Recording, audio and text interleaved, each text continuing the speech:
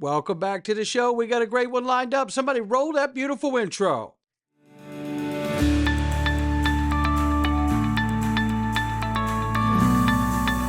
Digital Perspectives with Brad Kimes. Come on in.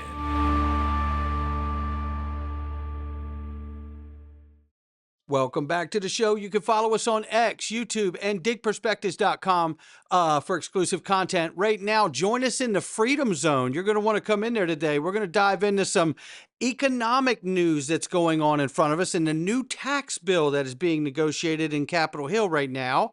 You'll want to know what we're going over inside of that. By the way, it's every daily video with 0 Google ads and extra content. It's less than the cost of a cup of coffee per month. It is a great way to support the channel. And believe me when I tell you, we're all super grateful for all of you who do. Right now, $3.5 trillion market cap for crypto. The market is off 3.3. Bitcoin still holding 107,000. Ethereum holding 2,500 plus. And XRP, at the time of recording this, 231 at the moment.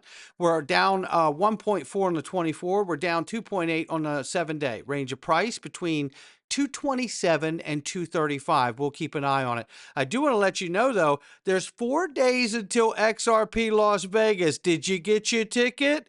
Come on in. Take a listen. XRP community, this is it. Hello, Las Vegas! You guys having fun? This is Bree Teresi, model and crypto enthusiast, with the final promo for XRP Las Vegas 2025. We've waited, we've planned, we've believed, and now it's here. XRP Las Vegas 2025 kicks off this Friday and Saturday.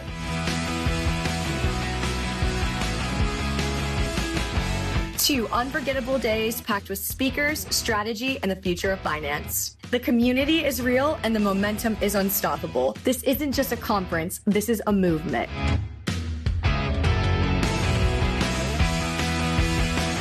There's still time to get tickets. Log on to XRPLasVegas.com for ticket information and conference agenda. XRP Las Vegas 2025, we made it. Now let's make history. Lock in. XRPLasVegas.com. Get your tickets. We're getting so excited, ladies and gentlemen. And I do want to remind people, look, it's very scary out here in this world trying to self-custody your crypto or not have protective measures so something like this doesn't happen to you and your family. New York City Bitcoin Baron's vicious plan. He tortured a man for crypto passwords. A guy an entrepreneur living in a $75,000 a month apartment in New York City got busted for kidnapping a guy, tying him up and zapping him with wires to steal his Bitcoin passwords. Luckily, this guy was able to get away from the person who abducted him. But I tell you, this is absolutely terrifying to me. And I tell you, this is why I tell you, go open your free account at Caleb and Brown and start getting the best night's sleep you've ever had. Now, before you say, well, somebody could come in and tell you, give me your Caleb and Brown passwords, they have multiple layers of security and they have human customer service. Now, why does that matter? Because you can put special restrictions on your account to make sure something like that in New York doesn't happen to you wherever you live. XRPwealth589.com. Click the link specifically under this video, open your free account, and start getting the best night's sleep of your life. Brad Garlinghouse just explained why crypto ETFs matter more than you think. Take a listen. I'm definitely hurt, but also excited that I was overlooked for years before being on here, but now here I am. Hi, I'm Brad Garlinghouse. This is Crypto in 1 minute. 1 minute on why are people excited about crypto ETFs. I think there's 2 main factors going on here. One is, for the longest time, institutional investors primarily trading on Wall Street really haven't been able to access crypto directly. Their options were to either self-custody, onboard with an exchange, and some people don't like centralized exchanges for a whole host of reasons. So this was really the first time you had institutions be able to go on Wall Street and trade directly in crypto. This is an unlock for a couple reasons. For capital that couldn't come in, whether it's an endowment, whether it's a pension fund, even mutual funds that didn't or couldn't access crypto, now they can. The second thing is it really is institutionalizing the entire industry of crypto. I think it should be no surprise that the Bitcoin ETF was the fastest ETF ever to get to $1 billion in assets. I think it passed 10 billion in assets faster than anyone as well.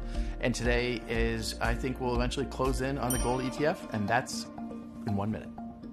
There you have it. And I certainly agree with him. He's absolutely got it right here. Listen, I mean, ETF products, I mean, they're just getting started here. And we have, what, 18, possibly 19 or 20 ETFs waiting for approval? Well, let me tell you, hats off to Bitcoin because they've absolutely set the watermark here. But what do you think the possibility of 18 to 20 ETFs being launched around the same window of time could do for XRP? At the same time, we're watching all of this stablecoin race happen. And I want to show you information today that this is larger than just everybody out here wanting to have the new shiny thing, which is stablecoins. Stablecoins are absolutely critical to the dollar's dominance in the US for the next 150 years plus. This is a fact. This is not a joke. Circle Payments Network mainnet has gone live, bringing USD stablecoin powered solution to cross-border payments. This to me is a day late and a dollar short, and I don't say that in slight of Jeremy Allaire or Dante Disparte or anybody else at Circle. I have a great respect for those guys. I think they work very hard, but this payment platform is a little bit late. And then I believe that's why you also see the IPO timely too, because it's the cap raise for all the money that they put into building a payments network that I believe is a little late. I also happen to believe that Ripple will be the ones that win that deal, but to the fight between the bidding war between Coinbase and Ripple to acquire Circle. We shall see how that shakes out, and maybe I'm wrong, but I believe that it is in the best interest of not only Ripple, but in the crypto space to break up that monopoly, as we've heard Charles Hoskinson mention, of A16Z and others tied into Coinbase, I think, and Circle, by the way. So I think it's good to break all of that up. Ondo Finance says with Hong Kong passing its own stablecoin bill and U.S. banks in reported discussions about jointly launching a consortium stablecoin, regulators and financial giants are stepping up their tokenization strategies. And then it says here are the recent key developments you need to know. And the key developments you need to know is that the race around the world is on. And the U.S. is about to pass legislation literally any day. They have a goal of getting it passed by today, in fact, which is a holiday, but nonetheless. Let's take a look at this right here. The stablecoin race continued. And I want to take you through this, but listen, if you're like, I saw this already, you might want to stay with me here because I'm going to tie this back into a very real problem happening in the economy and the whole fallout from it. So MiCA compliant euro, Singapore dollar, Brazilian real, backed stablecoin debut on the XRP ledger. And remember, we had 2 European stablecoins, by the way, boosting Ripple's DeFi cross-border payments. Absolutely. And then what do we see? Ripple's contributing to Singapore's independent reserves cryptocurrency index. Boy, do we love this. This is just more adoption happening all over the place. So you can see, I believe it's Real USD getting involved here. Yes, Real USD will power more than payments. The next generation of crypto adoption will be fueled by stablecoin utility based on solving real-world problems, market-driven needs. We all know that that's what's happening here. The next wave of stablecoin innovation is rooted in market demand and will transform the financial services industry. Absolutely it will. And it will help to underpin and save the dollar's life. And that's not an overstatement. Overstated. So the euro just picked its chain, and it wasn't Bitcoin, it's the ledger. And he's talking here about the MiCA compliant backed by SocGen, the Euro CV, but we also heard the announcement of the Euro P, right? So there is much happening now, ladies and gentlemen, and the banks are headed here too, which I've talked about all this, but I'm going to take you somewhere. And then I give this illustration, which I think perfectly states what we're watching happen. We're seeing a Brazilian real representation onto the ledger as a stable coin. We've got the Real USD, right? Soon, I believe we got the 2 euro stable coins, and soon I believe we'll have everyone else on board as well. Because remember, this is a big problem because the former IMF chief economist believes crypto is a rising threat to the US dollar's dominance, not to mention the fact that we're in a situation with the dollar itself and the nature in which it's been treated and printed. Take a listen to this clip. Is this an orchestrated decline? Because it fits in so well with some of the goals of the Trump administration. If we're talking about Is this an orchestrated decline? Did you hear what Joe Kernan just said? Is this an orchestrated decline? Because it fits in so well with some of the goals of the Trump administration. Now, let me just say here, an orchestrated decline of the dollar to get the dollar weaker, right? So then he can force what? The Fed to cut rates, maybe? So then Trump can refinance the debt at a lower rate and save the country money. I think I have it. I don't know if I'm right, but that's how I interpret that statement. Let's keep listening to Ken now. if we're talking about the decline of the value of the dollar, I think it was really high and set to come down. My book talks about that, but it's more about the dominance of the dollar, the fact it's like English, everything's, trade is denominated in dollars, assets are denominated in dollars, we control the global financial system.